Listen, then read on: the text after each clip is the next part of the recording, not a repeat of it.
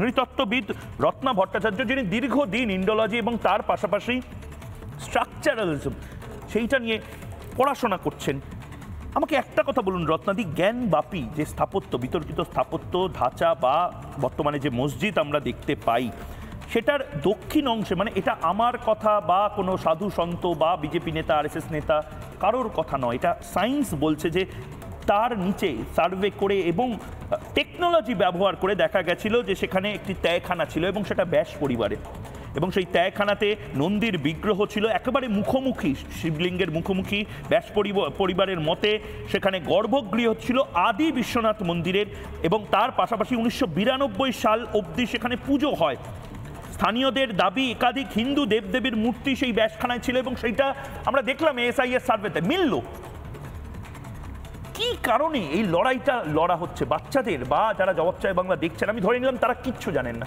আপনি যদি প্রথম থেকে একবার বলে দেন যে সত্যিই তো জ্ঞানব্যাপী এই বর্তমান যে ধাঁচা, তার নিচে এমন কি আছে যার জন্য সেটা মন্দির ছিল এবং সেখানে আবার পুনর্প্রতিষ্ঠা প্রয়োজন শিবলিঙ্গের, সেটা প্রয়োজন। হ্যাঁ, সেটা ভীষণভাবে প্রয়োজন।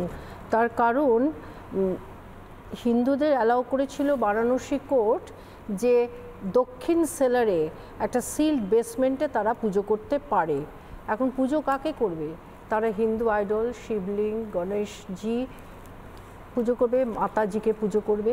তারপরে দেখা গেল যে এলাহাবাদ হাইকোর্ট ইস্যু করলো জ্ঞানব্যাপী মস্কের কমিটির কাছে যে সার্ভে অফ ওয়াজুখানা, যেটা এক্ষুনি ময়ূক বলছে, এবং হিন্দু সাইডে ওরা বলেছিল আমরা প্রেয়ার অফার করতে চাই, এবং এসআই বলেছিল এটা ওয়ার্থ কনসিডারিং, দেওয়া উচিত। এসআই আপনারা সবাই জানেন তাদের সার্ভে, তাদের এক্সক্যাভেশন, এক্সপ্লোরেশনের দ্বারা এটা আলটিমেটলি দেখা গেল যে তেলেগু ইনস্ক্রিপশনেও আছে যে জ্ঞানব্যাপী মস্কের ওয়ালে একেবারে মন্দিরের শেড রয়েছে এবং এভিডেন্স রয়েছে।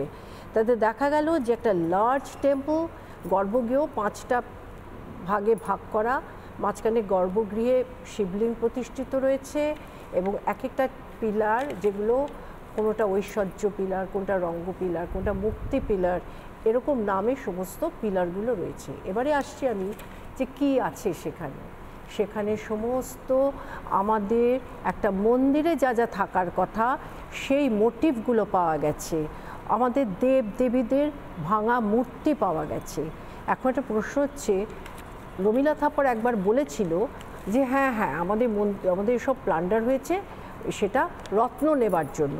ইন্ডিয়াতে, ভারত তো খুব ধনী, তাদের তো ভীষণ মানে এটা ইনভেশন হয়েছিল। হ্যাঁ নিশ্চয়ই, কারণ আমি রত্নাদি, আমি ক্ষমা প্রার্থী আপনাকে ইন্টারাপ্ট করার জন্য, কিন্তু এটা আমি বোঝার জন্য বলছি। একটা আমাদের ছোটবেলা থেকে শেখানো হয়েছিল যে মুঘলরা তারা কিন্তু ভালো ছিলেন, তারা বিভিন্ন কিছু স্থাপন করেছিলেন, তারা বিভিন্নভাবে আমাদের দেশকে কন্ট্রিবিউট করেছিলেন, এনরিচ করেছিলেন।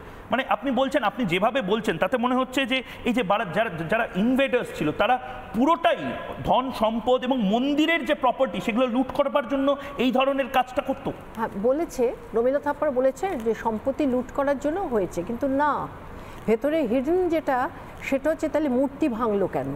পায়ের মধ্যে সমস্ত বিষ্ণু বা শিবের সব মূর্তিগুলো, পার্বতী মুখগুলো পাওয়া গেছে কেন? বিভিন্ন এভিডেন্সগুলো চাপা দেওয়া হয়েছে, ঢাকার চেষ্টা কেন? ঢাকা তো দরকার ছিল না, ঢাকার ভয় থেকে ঢাকা। হ্যাঁ, মুঘলদের মধ্যে জাহাঙ্গীর আমলে একবার এটা গড়ার চেষ্টা হয়েছিল এবং খানিকটা মন্দির গড়াও হয়েছিল, কিন্তু অরঙ্গজেব এসে একেবারে পুরো ভেঙে চুরমার করে দিয়েছে, মানে কাশী বিশ্বনাথ মন্দির। ইয়েস, এবং তলায় সমস্ত এভিডেন্সগুলো রয়েছে টেম্পলেট কনস্ট্রাকশনে, যেখান থেকে মস্কটা কনসিডার করা হয়েছে, বানানো হয়েছে। এখন এরা বলছে যে টেম্পলটা 17th সেঞ্চুরিতে ডিস্ট্রয় করা হয়েছে, মুসলিমরা বলছে এটা 600 বছর আগে তৈরি হয়েছে, এমনকি আকবরের সময় এটাকে রিপেয়ার করা হয়েছে।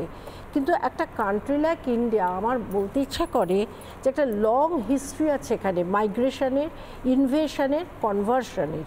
তো এটা তো আমরা মানে অস্বীকার করতে পারি না, তাই না? তাহলে দেখা যাচ্ছে যে টেম্পলের যে রিমেনিং যেটা পাওয়া গেছে এক্সক্যাভেশনে, সেখানে ফাউন্ডেশন পাওয়া গেছে, কলাম পাওয়া গেছে, রিয়ার পার্ট অফ দ্য মস্ক, এগুলো সমস্ত পাওয়া গেছে।